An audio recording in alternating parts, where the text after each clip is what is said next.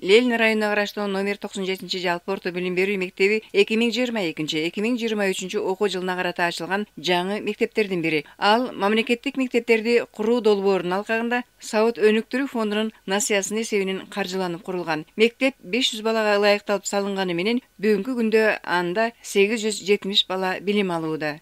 2 эсеге көбөйүп отурабыз. Класс комплекттери 21 класс комплект бар. Негизинен ошо биздин мектеп баягы бизде Арча Бешикте бул 3-чү мектеп болуп эсептелинет. Негизи класстар 24 гана балага ылайыкталып салынган мектеп, бирок бүгүнкү күндө 30-35 тегерегинде окуучулар окуйт. Билим берүү жана илим министрлигинин маалыматы боюнча өлкөдө 14.858 эркек мугалим сабак берет же мугалимдердин жалпы санынын 15,3% гана түзөт. Ошон үчүн мектептер агайлардын үнүнө муктаж деген аталыштагы акция башталган. Мындан улам номер 97 мектепте эркек мугалимдерди ишке алууга өзгөчө көңүл бурулган. Азыр мындагы 63 мугалимдин 15-и агайлар. Алар орус тилинен, математика, тарых жана дине тарбия сабактарынан окутат. Бул албетте 30 жылдык педагогикалык тажрыйбасы бар математик жетекчинин аракетинен десек болот. Мектеп эми балдар үчүн экинчи үй бүлө болгондуктан үйдө ата канчалык ролу чоң болсо, мектепте дагы агайлардын ролу балдар үчүн өтө чоң да. Анан азыркы күндө баягы 20% агайлар түзүп аткандыктан 50-50%ке тең салмакта болсо, мектептин баягы көбүнчөсү эжелер түзөт да. Агайлар ошондо 50% болсо, бул ишти ого өтөр, мектептин ишин жакшыртат деген ойдомун да. Байыркы сактар, таштоору, колдоору, жез менен калайдын кошулмасы бул коло. Демек, адамзаты муру алгачкы коомдо.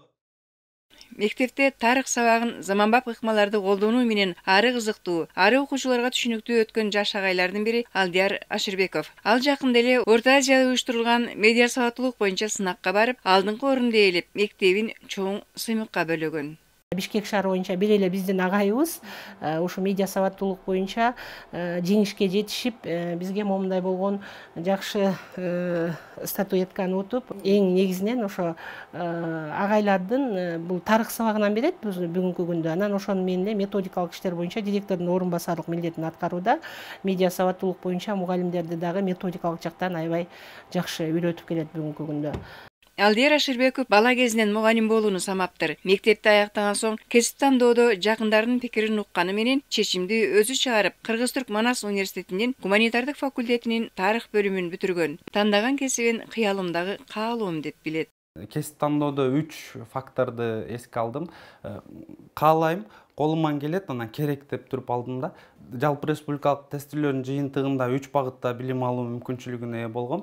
Бул биринчи багыт мамлекеттик жана муниципалдык башкаруу, журналистика, анан педагогика жаатында. Анан мен ошол педагогика жаатын тандадым. Иштесе ишке, ичсе ашка тойбогон 25 жаштагы Алдияр мырза коомдогу мугалимдик кесип көбүн эсе айымдарга тиешелүү деген стереотип түшүнүккө кошулбайт. Ал мектептерде сөзсүз агайлардын болушу зарыл дейт.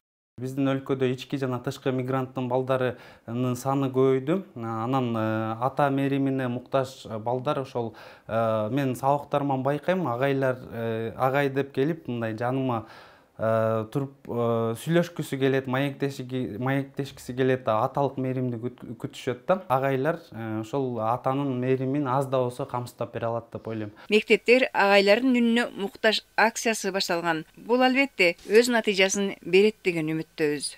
Калия Карибекова, Ринат Эрмеков, билим жаңылыктарына.